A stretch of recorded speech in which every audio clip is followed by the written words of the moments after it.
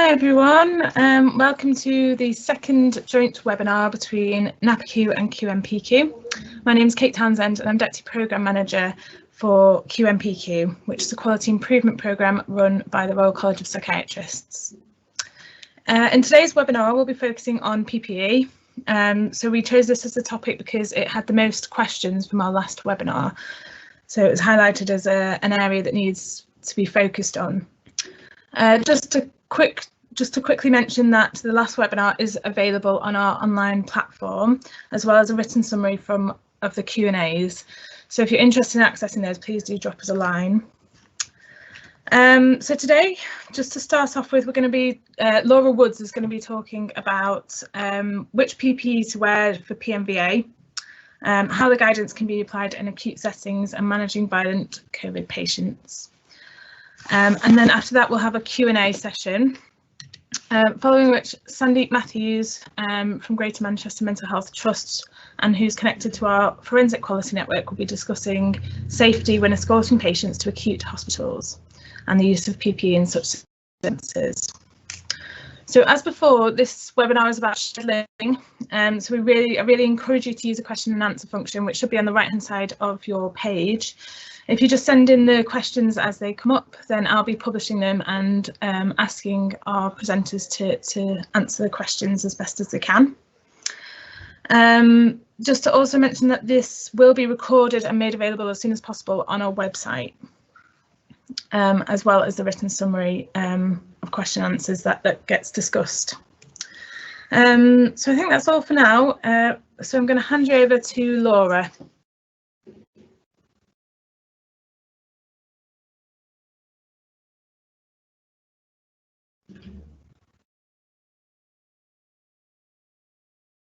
Hopefully.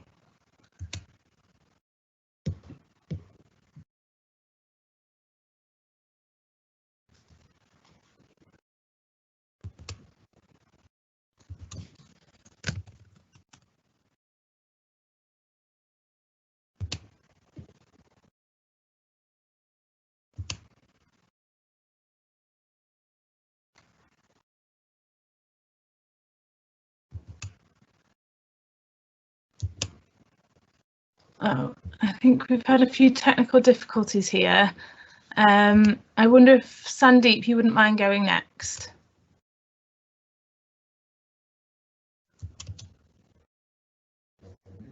I don't mind.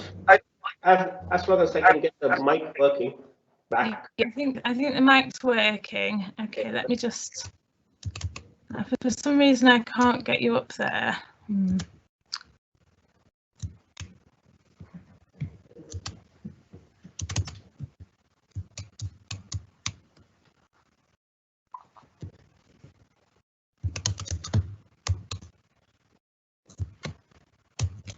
You want me to try putting my slides up here and then Yeah, if you can try. Sorry about this, everyone.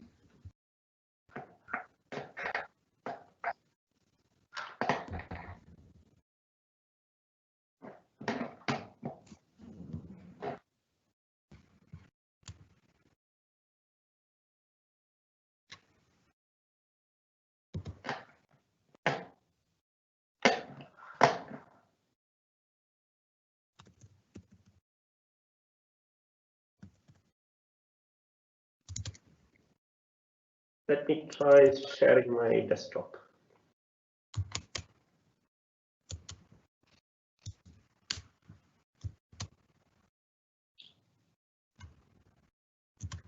I think I should be able to get, sorry, I'll just try and get your slides up.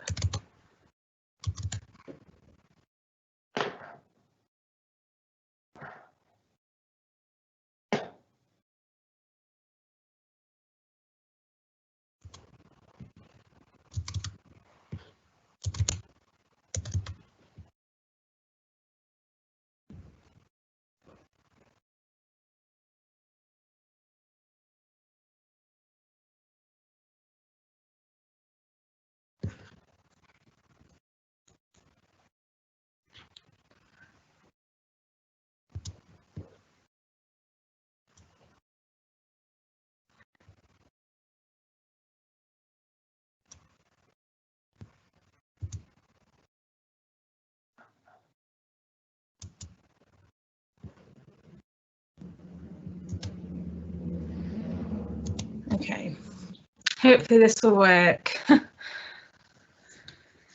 Sandy, can you see your slides there? Yeah. Yes. So can everybody see the slides? Yeah. They should be able to, yeah. Yeah. So basically it's about escorting patients, and can people hear me okay? I'm just checking. Yes, I think it should be. It's on the chat box.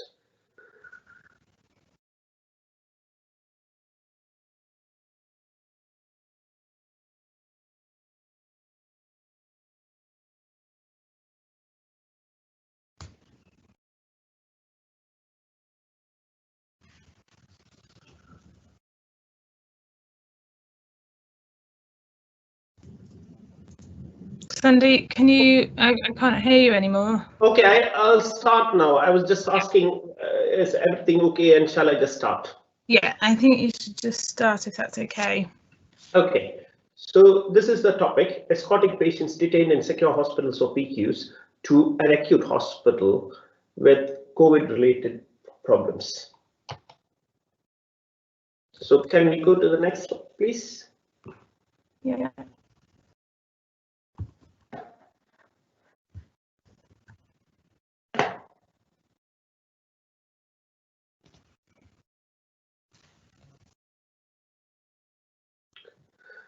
So there are multiple challenges.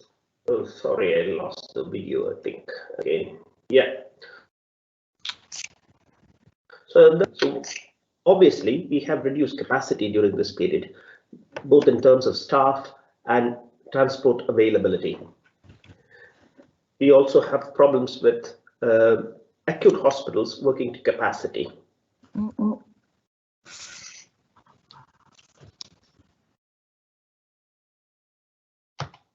We lost the screen. Yeah. Let me try and see if I can work off my PowerPoint and just go through the slides. So you keep trying. I'll just, as long as you can hear me, and that's fine. So there are many psychiatric sites which are distant from district general hospitals or other acute hospitals. So we have a particular challenge. Some hospitals are close by. Andy, I'm not sure if this is being sent out live or not. Okay.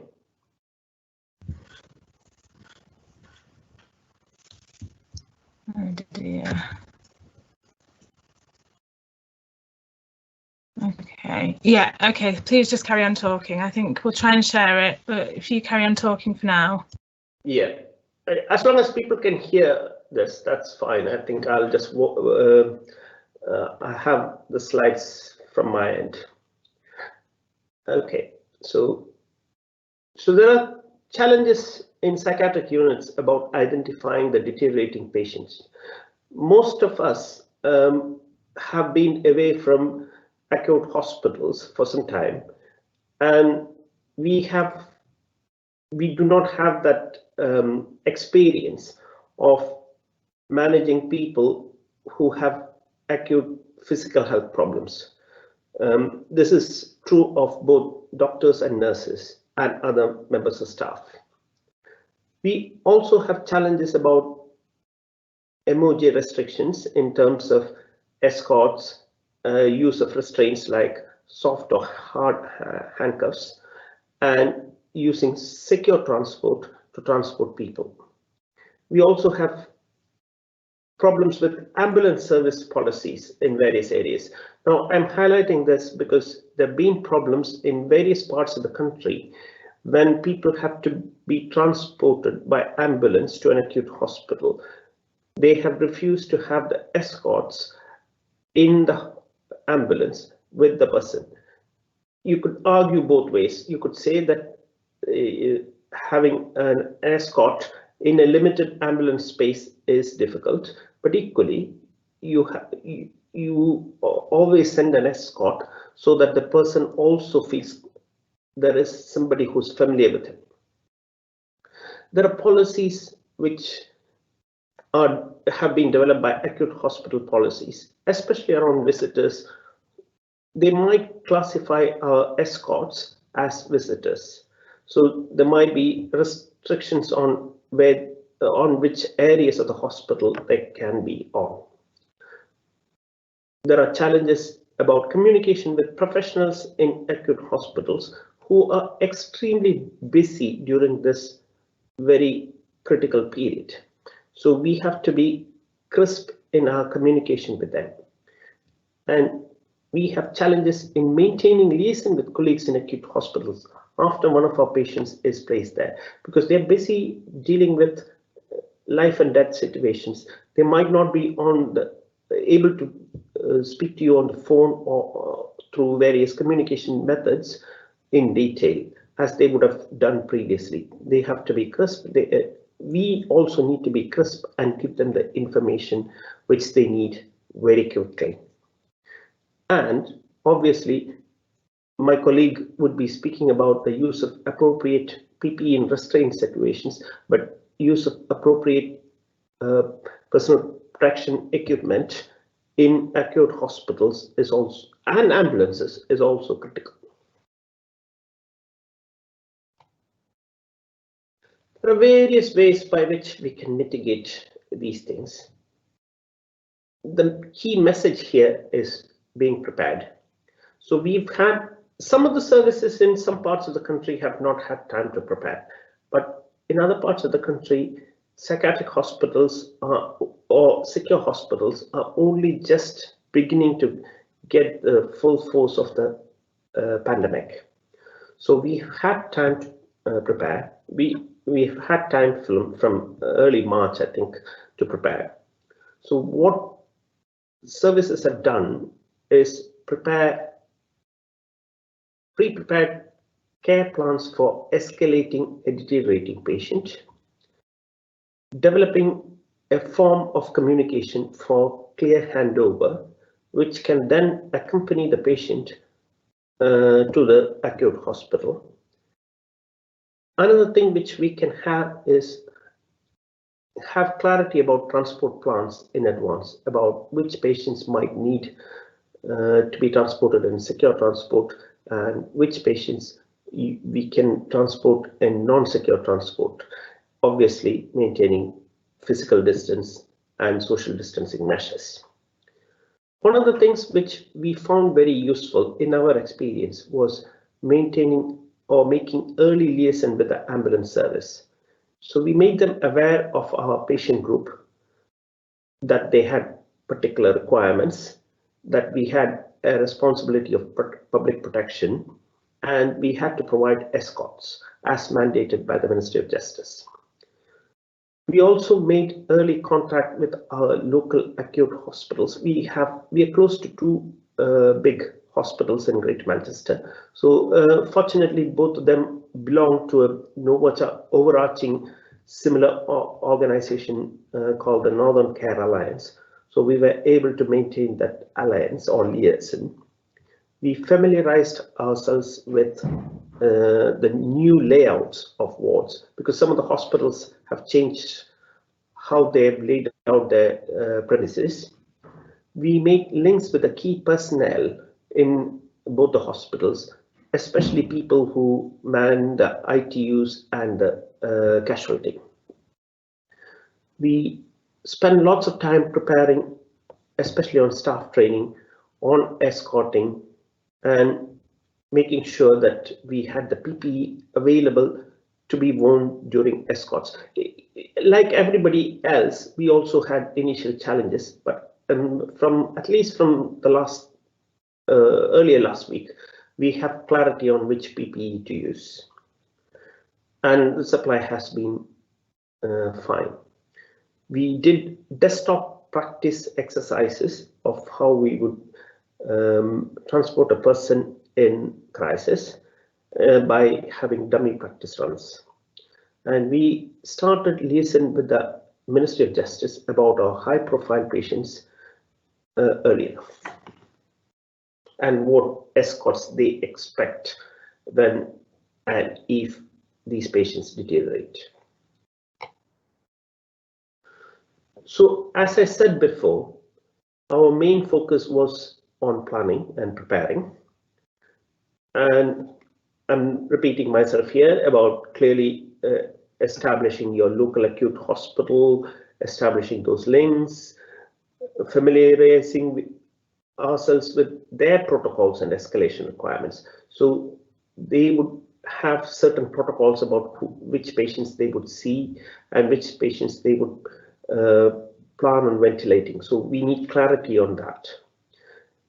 And we discuss with them the nature of our patients, including types of risks, discuss with them our responsibility around escorts, and we also discuss with them their expectations about how our staff would behave in their environment. PPE, we made provision for our staff to be provided with PPE from our end, but fortunately, the acute hospitals have worked very well and they have been very kind in actually saying that they would provide the adequate PPE for our staff. It's variable in various parts. In some parts of the country, acute hospitals would be willing to do that. In other parts, it's your responsibility ultimately to provide the necessary PPE for your staff. And also, we also spend lots of time agreeing repatriation plans about at what point we would be repatriating or taking back the patient after the requirement for acute hospital stay is over. We made clear to them what kind of facilities are available in our units. So many of those acute hospitals might not be aware that psychiatric hospitals who are distant from hospital sites or standalone units may not have facilities for IV fluid infusions or transfusions to give IV fluids basically. We also had similar discussions with our local ambulance service. As I said before, there have been problems in different parts of the country with the ambulance service not understanding the nature of secure services patients. This has been mitigated to a big extent by our closer liaison with them.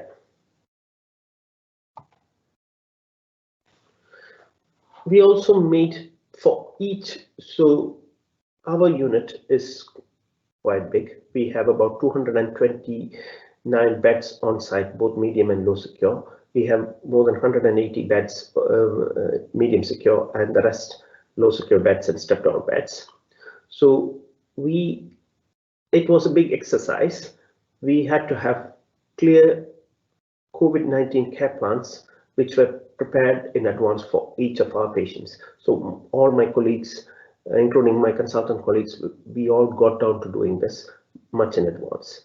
We created flowcharts to help people in decision making and also created escalation plans, including risk assessment and escort requirements if the patient needed to go to hospital. We also pre-prepared handover summaries, like a plan on a page, which highlighted their mental health history, comorbid problems, pre-existing medical or surgical problems, main risks, the section they were on, the restrictions from the Ministry of Justice, the escort requirements which were expected, their mental capacity or mental capacity impairments which are pre-existing, or if any of them were pre-existing, any advance statements if available, details of next of kin, and your key unit contacts. We also prepared escort plans including PPE grab bags, which the escorts could immediately grab and go if required. And we, in our plan on a page, we left a space for communicating the current problem for which they were being transferred to the acute hospital. We used the SBAR method, which is basically situation, background, assessment, and recommendation, so that there is a clear communication. So that people use the same language. We got everybody trained on News 2 and made version 2. We made sure that everybody got trained who were involved in patient observations could speak the language of News 2 and escalate the problems appropriately. We monitored compliance with training, and we also made sure that problems were highlighted to higher level decision makers like consultants quickly. We made sure that they were available through either phones or through remote, through Microsoft Teams or through Skype as quickly as possible, so that they could make decisions about whether the patient should be cared for in our own hospital or should be transferred to an acute hospital. So the decision making centered around clinical presentation and expectations of the team at the general hospital. So that each acute hospital will have a varying threshold of admitting people. So you need, that is why I said in the beginning that we need to have clarity about this. You need to understand the capacity of your local hospital, whether your hospital is being overwhelmed, or and also to understand whether patients are being diverted to a different hospital in the region. So you have to understand all these issues, including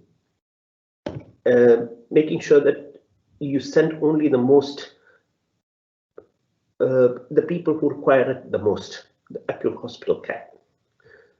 Escorts. You need to make sure that escorts are people who are willing to work in these situations, and make sure that they are of robust physical health. We would not want our staff to be exposed to the infection, and they should not be in the shielded group, or they should not have pre-morbid or pre-existing health conditions, which would make them more vulnerable to the virus than the normal population. We had plans about restraints, so we had to consider whether patients should go in cuffs. So we do not use soft cuffs. Some units do use soft handcuffs. We use only rigid handcuffs. We do not use chains. Some high secure hospitals use chains, which is helpful for social distancing, but it looks embarrassing for the person. So we had to make a decision based on risk versus benefits about having mechanical restraints for a poorly patient. So if the patient is poorly and is not ambulant, would we be putting too many restraints by handcuffing him, and whether it would also impair any medical procedures in hospital? You have to make all those decisions. You have to consider all those factors, and the PPE which would be appropriate. So there are various bits of PPE kit which is appropriate to be worn in a hot zone or in a place which is distant. So you have to make sure the appropriate PPE is available. Once transfer is deemed necessary, we go back to the pre-prepared COVID-19 care plans and the escalation plans. We make sure that the patient is maintained during this waiting period for the ambulance transfer or our secure hospital transfer, and make sure that the escorting staff have adequate PPE. We alert both the ambulance trust and acute hospital that you would be sending a patient with escorts, and about restraints, if any. And if the patient is a high profile patient, alert the MOJ. But the MOJ have been very good at saying that if the patient, if it is an emergency, it should not wait.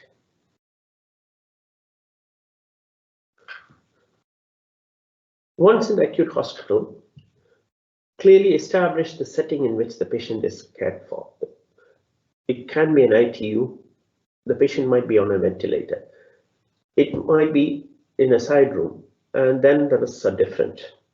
So if the patient is in an ITU on a ventilator, you might not need close escorts or restraints, and the patient is unconscious at that time. If they're being nursed in a side room with oxygen, and if the patient is conscious, you have to assess the risks and the capability of the patient to act on these risks. Sometimes it's enough that a watching brief is maintained. You could maintain it from base, or sometimes it's enough that the entrances and exits to the various wards or the hospital is covered. You don't have to be physically present on the ward. Ensure that the hospital staff, that is the acute hospital staff, know at all times who to contact, who is in charge of the escort, who is in charge back at base, and who the patient's own consultant is. So you need to make sure that the staff in the hospital know all those details. Ensure that the escorting staff have the required recommended PPE. As I said before, sometimes you might have a very good friendly neighbor who would provide PPE for your staff, but you should be prepared to have a regular supply of PPE being delivered for your staff. Ensure adequate replenishment of PPE, and also your staff should be appropriately relieved and looked after.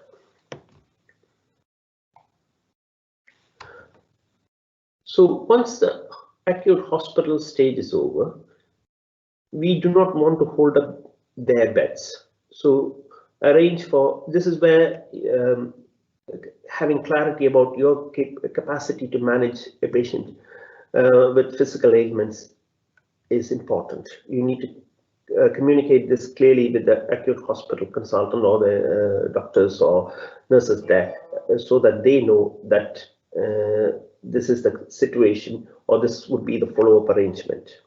So we do not want people to be there more than necessary. So arrange for quick transport back to the secure environment. We need to obtain clear aftercare instructions from the acute hospital about what needs to be done, and clarify the escalation points if readmission is required. So at what point, once you've taken back the patient, would you again be concerned and will have to transfer him back, if at all? You have to debrief your escorting staff and prepare. And another main thing is preparing your own staff for a change of functioning in the patient. So it is quite difficult for psychiatric unit staff to actually see a sudden change in functioning, especially in somebody who would have functioned very well. So you have to look at the traumatic effect it has on staff, the motivation and the morale of staff when they see somebody who has been to an acute hospital and comes back with a huge change in functioning. You always need to thank your escorts. They have been doing a wonderful job being at the coalface of helping out our patient in a very risky situation. Mechanical restraints. So as I said before, different units use different mechanical restraints like rigid handcuffs, soft cuffs, or chains. There are advantages and disadvantages for all of them. It is not the time to actually change your practice. Just go with whatever your unit has at the minute. There wouldn't be any time for any new training. Risk assess the need for these restraints. And you have to remember that you may have to remove these restraints for various medical procedures. So ask yourself, don't do it mechanically just because the leave permission says, or the previous leave permission has said, oh yeah, they go in handcuffs. But assess the patient. Make sure that the person needs the minimum amount of restraint. If you feel that the risks are high, another option is you can increase the number of escorts and share the risks with the Ministry of Justice as appropriately. Speak to them and say, this is our condition, this is what we are faced with. We have to do with this without handcuffs. We have to manage with 2 escorts, and I'm sure they would respond. So that is in a nutshell what I had prepared. So did we have any questions? I'll just take a look now. I'm sorry I might have rushed through because it's very difficult with no live feedback. I just had slides. Yeah. I think we've got call through, but most of them around whether they can see or hear us. Does anyone have any questions that they'd like to pose to Sandeep? I'll see if I can see anything on the Q&A tab. Yeah, there hasn't been any that have come through at the moment. So if no one else has any questions, we'll move on to Laura, who I've got on loudspeaker at the moment. And if there's any question answers, please do send them through and we will try and address those after Laura has spoken. So I'll just unmute Laura. Laura, do you want to see if everyone can hear you first of all? Yeah. Hi, can everyone hear me? Hopefully we'll hear through if people can't.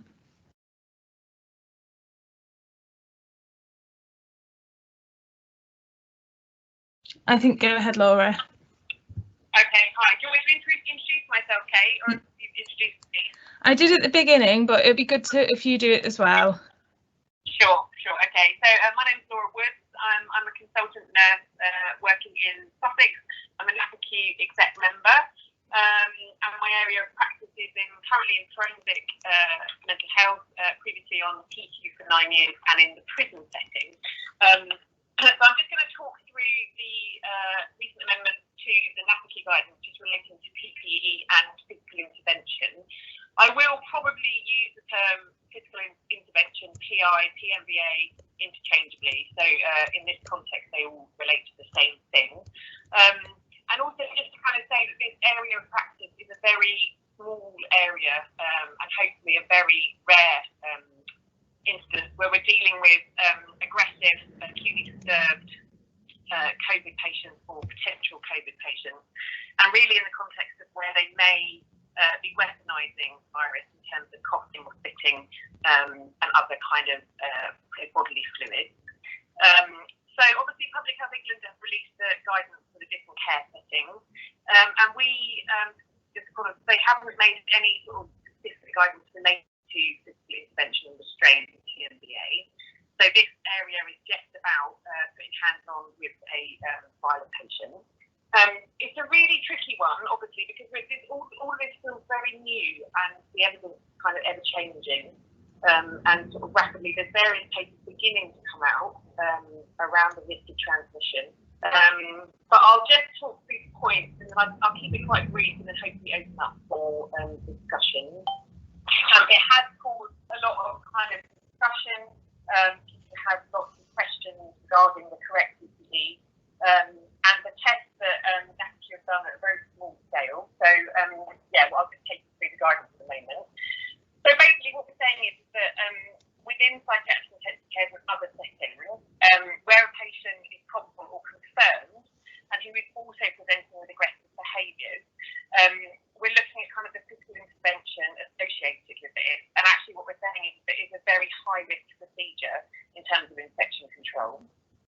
I don't want to get into kind of aerosol generators. I found myself, when all of the COVID pandemic began, I was doing lots and lots of background reading on kind of aerosol generated procedures and talking about what classifies as aerosol generated procedures. And I know that public health are constantly reviewing that.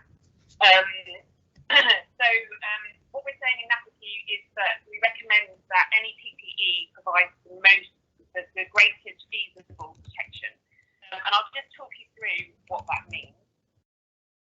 PPE, and certainly within my trust, what we've implemented is what we would call a PMVA grab bag. So that if you are responding to incidents, that you do have the equipment available to you. And obviously there will be times clinically where physical intervention may have started and you don't have the PPE. So the guidance would be that you, as soon as people arrive with the correct PPE, that they would take over. In terms of, sorry, I've got some notes that I'm referring to all over the place, but, and it's very strange talking on the phone, but hopefully people can hear me okay. One of the key areas for us was thinking about the PPE that will stay in place and that offers the highest amount of protection that's feasible for your environment. For example, what we said is that overalls would be better than an apron. A lot of us may have been involved in physical interventions with aprons. They don't stay on. They can cause all sorts of risks and can fall off and come down displays, causing slip hazards.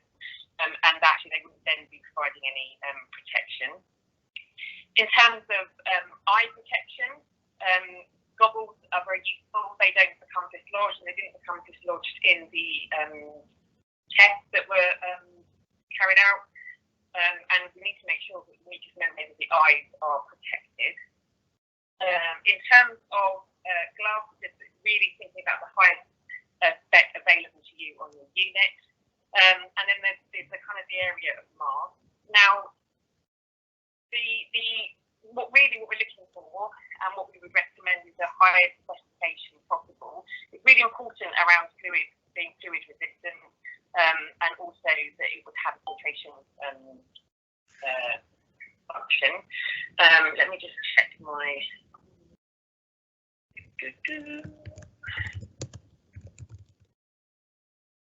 Yeah, so I'm not going to get into the specifics of the types of mask, but it would be more appropriate to make sure that it is a filtration mask with fluid resistance as well, because what we do know about COVID is around the size of the particle, and also, the size of the particle. I'm not going to go into the science of it.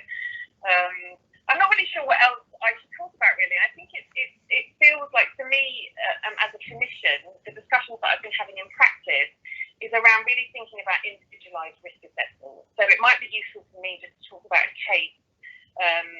Obviously, I wouldn't, anonymise, but if we take, for example, I have a patient who is, in terms of his risk assessment, one of the ways that he presents when he becomes acutely disturbed is by spitting, and is known to kind of grow various sorts of bodily fluids.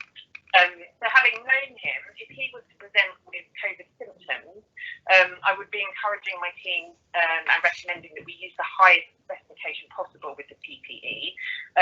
For example, with a planned approach, it would be impossible, and it's not what we're recommending for this equipment, for the PPE to be worn at all times. That wouldn't be practically possible, and it wouldn't be appropriate. But we're talking about those very rare occasions of a planned physical intervention, which may be prolonged, and that you risk assess the patient and have an awareness of their history. Grab bags and PPE are a great way to support teams, to have the equipment available if you're responding to incidents.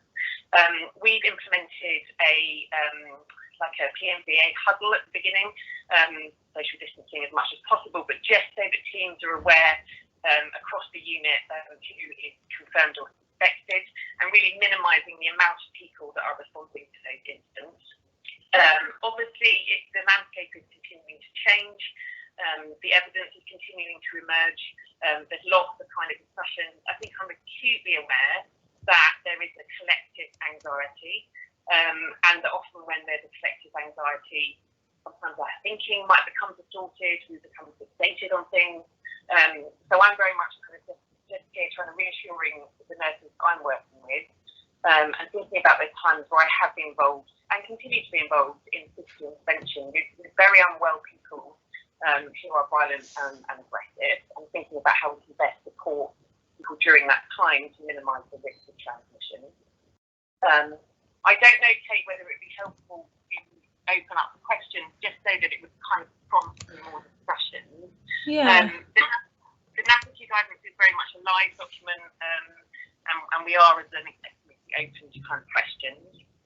Absolutely. Okay, so I'm just going to switch my video on so that the people can see what we're talking about. But some of the questions that have come through, one question says, are you recommending FFP3? I'm just asking, is this as sound not so great from my end?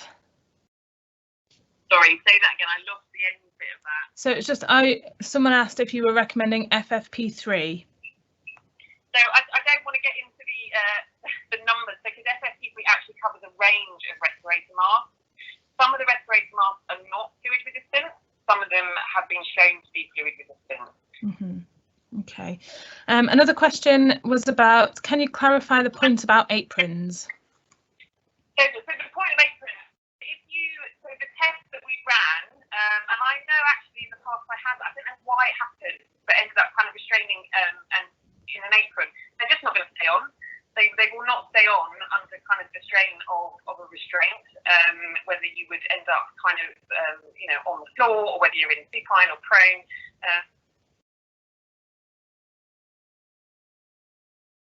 Oh, I think we've lost you, Laura.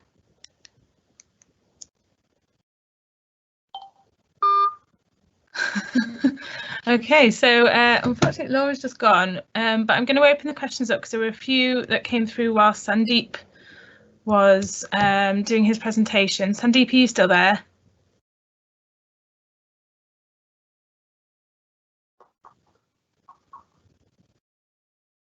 Hopefully. Yes. Yeah. Okay, good. I'm getting my mic. Can you hear me? Yes, we can hear you. So a question that came through was about are care plans standardised and then amended? So the headings were standardized, but then it's all individualized. So we did take a long while getting this done. So each of the consultants had about 15 to 16 patients. So each of us spent a long time filling this in, but we knew that it would in the end be useful. So the template is standardized, but then it can be adapted. That's what we did. Great, thank you. I've also got Laura back on, so maybe the both of you could answer the questions as appropriate.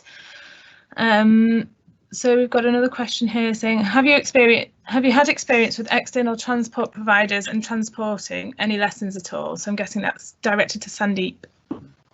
Yes, I think it's the lesson is basically if you have early liaison, then when you say external transport provider, apart from ambulance providers, no, we have not had to use any of external transport providers, because we either use our ambulance service, the Northwest Ambulance Service, or our own secure transport. We do have, as I mentioned before, we are a big unit, so we do have a range of transport vehicles, including secure transport vehicles.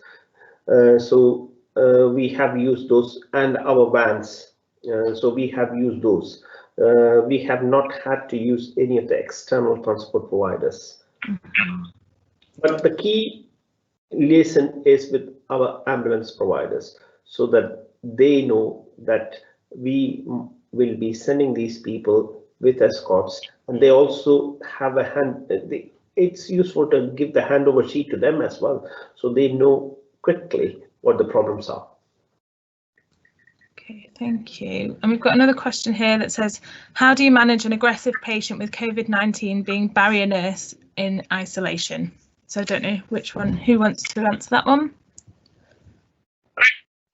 I suppose the question would be, for me, it would be about where are you trying to manage them in isolation, and is that the appropriate use and the appropriate environment? So someone who is disturbed and sort of acutely disturbed and demonstrating violence and aggression, is there somewhere else in the ward, i.e. seclusion or another room off the ward that they could be nursed in? I know that the last webinar they talked about kind of isolation plans and thinking around patients that were not willing to self-isolate, and certainly covers, both the sort of the recommended legal framework for that. It would be the same. So you would be applying two models. You'd be thinking around your barrier nursing and infection control procedures, and you would also be thinking management of violence and aggression. Can I also chip in here? Yeah. So what we have been doing is, so we've had people who required isolation. Fortunately, touch wood, in our unit, considering its size, we have not had a positive case so far. I know it's only a matter of time, and we've been lucky. But what we have planned for is that if somebody is in isolation, we have rejigged various areas of our wards, and we have said that this person goes to a particular area of the ward, which, I mean, obviously it has to be an ensuite room and all that, and it very much depends on their cooperation as well. And we have been adhering to the PHE guidance on PPE, so about sessional use of aprons, and if it is a confirmed case, and if we are coming within 2 meters of somebody, we have a different PPE ready to be used, and we wouldn't use it between patients if there was a confirmed case. But fortunately, we have not had a confirmed case yet. We've swabbed about 8 or 10 people. We've not had a confirmed case. What else was I about to say? So we have also got plans for secluding people according to the various legislation available. But we have concerns about secluding people without mental health problems purely for isolation reasons using the Mental Health Act. Thank you. Okay, we've got another question. I think there's a few questions on whether PHE is public guidance regarding restraints specifically. No, not as far as I'm aware. No. Okay. We've got another question that's, what's more important, a mask that stays on that is lower protection, or a mask that is higher in protection but that doesn't stay on? I think really the kind of the overarching principle is around having a discussion as clinicians with your infection control team and your physical health team within your trust and your nursing directorate, and establishing what PPE you have available and making an assessment of whether it was the highest specification. So we know that fluid-resistant surgical masks will likely stay on, okay, but they do not provide a filtration function. There are filtration masks that are also fluid resistant. They would be classed, certainly in my trust, as sort of the highest specification. And they're obviously your fit tested for those. Great. Thank you. So there's another question here. Sorry, let me just find it. So are we using clinical holding / restraints to facilitate life-saving medical interventions? Sorry, can we repeat this? So are we using clinical holding / restraints to facilitate life-saving medical interventions? I'm unsure of the question and how that relates specifically to COVID-19. I think the question is basically about, are you using restraints to deliver life-saving medical interventions like CPR? I think that is where the question is going. Well, I guess if you were giving CPR, they wouldn't be in a clinical hold because you'd be having to provide CPR. And so people are aware of the contrasting recommendations from the Resus Council and PHE about whether resuscitation, like CPR, is aerosol generating or not. Mm-hmm. Okay. So another question we've got through is, would emergency sedation be a preferred option to restraint? I think the use of rapid tranquilization, again, would have to be risk assessed on whether it was warranted. Obviously, in the terms of RT, often RT can reduce the need for a much prolonged restraint. So I'd be looking at that in combination of.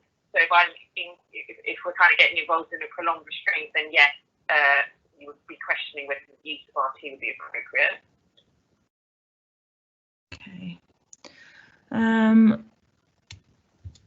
So I think a few of these are more statements. I'm just going to publish a few more.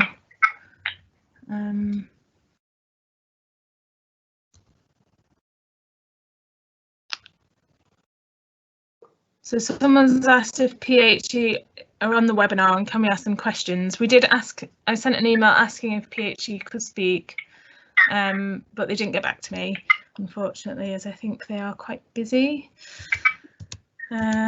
So I'll just publish a couple of these and let's see. Are all secure environments in possession of adequate PPE, and if so, are they wearing them as standard? So currently within my secure environment, we're not wearing PPE as standard unless we have a confirmed or suspected case. Again, the local protocol that's been given is around risk assessing an individual based on their acute disturbance and violence and aggression risk, and we're following the Public Health England guidance and the NAPICU guidance secondary to that in terms of managing acute disturbance. Because I think the Public Health England guidance is very clear. What it doesn't cover is the acute disturbance and violence and aggression that some patients in mental health settings will present with. So I think as a clinician, my job has been to interpret that and to make it relevant to mental health settings where we're managing these patients. So in our unit, we've been using PPE, the basic PPE, apron, mask and gloves. In all clinical areas, we have been following Public Health England guidance, which is in the table 1 in acute this thing, and so we can use it for a session. And if people have to take breaks, they have to change out of PPE, go out, then come back and use the PPE. So we've been maintaining that position. Fortunately, we've got adequate supply of PPE. Okay, thank you. Someone else has written in saying, if restraint is needed, would it be sensible for staff to utilise showers and change of clothes after incident and removal of PPE? Yeah, absolutely. So again, we're following some kind of national guidance around the use of scrubs, where previously people didn't have uniforms. So a lot of mental health units are bringing in the use of scrubs, and we've also now had some on-site. There was always an on-site shower facility, but we've extended this with. We've actually got some temporary showers and porta cabins. This is in a secure setting. That certainly for myself, if I was involved in physical intervention, PMVA with the COVID, I would be off this my PPE. And then potentially showering and changing my clothes. So in our unit, so if I have to go to any of the clinical areas, which I will be doing shortly, I have to change out of this and wear scrubs. We've been issued scrubs. The nursing teams have been issued uniforms. So all of us have to wear scrubs, and then which we have to then take home and wash at 60 degrees. And we have to have a spare pair of shoes. So it's been enforced quite strictly in our service. Even though, I mean, that's probably why we haven't had any infection so far. Thank you. Okay, we've got another comment, another question here saying, is there any written guidance on the use of rapid tranq with patients who are COVID-19 positive or suspected? So within the NAPICU guidance, 0.522 to 525, I think. Down to, so the NAPICU guidance does cover medication for acute disturbance, which is your rapid tranq. You would be following your own trust, NICE, or national guidance on rapid tranquilization. There is, so I was just going to refer people to that actually. Fantastic, thank you. Yeah, there's also guidance on the college about medication that I believe includes Repitrank. Let's see what else there is. So we've got a comment here to give you a perspective from a general acute hospital in Australia. If we attend an incident with aggressive COVID or suspected, we are going to don masks, gloves, goggles and surgical gowns. As yet, we've had no physical restraints, so that's more of a comment. And one of the last questions that have come through is, would the presenters agree that whilst the debate continues on PPE, we should offer our staff the greatest possible protection when engaging with patients in such high-risk situations?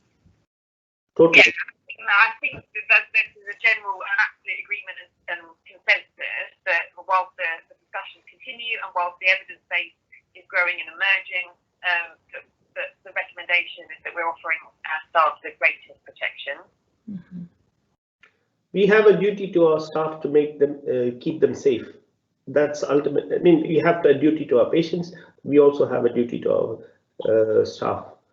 We need them to work with us.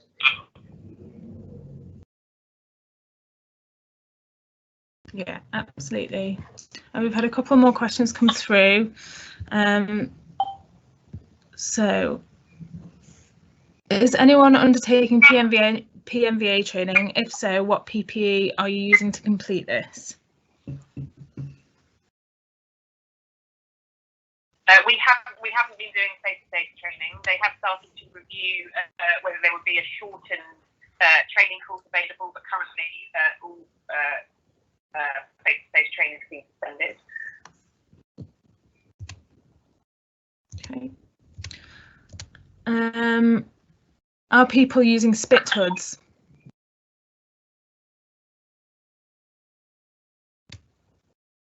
I haven't, no, I mean, this is a discussion that I had again with a clinician this week. I've only ever had spit hoods in conjunction with the local police force. It's not something that I have available to me in my trust, so no. Okay. Neighbouring schools did some, I mean, it's not an exact spit hood, but they did 3D print some face protection for us, for our trust. It's been very good, gratefully received. Okay, I think we'll finish with one last question, if that's okay. So, are tips on managing isolation where we have no ensuite facilities? Any tips? We are advised to use a commode, which is less than ideal. I agree, it's less than ideal. So if you have access to wards which have en-suites, you might want to designate a portion of that ward as your cohort area and move patients to that area with the en-suite rooms to self-isolate. That's what we've been doing. We have around 3 wards which do not have en-suites. So the minute anybody shows any symptoms suggestive of COVID, we move them to a different part, a different ward and the next ward where there are en-suite facilities, and they can isolate there pending the results of their test coming back.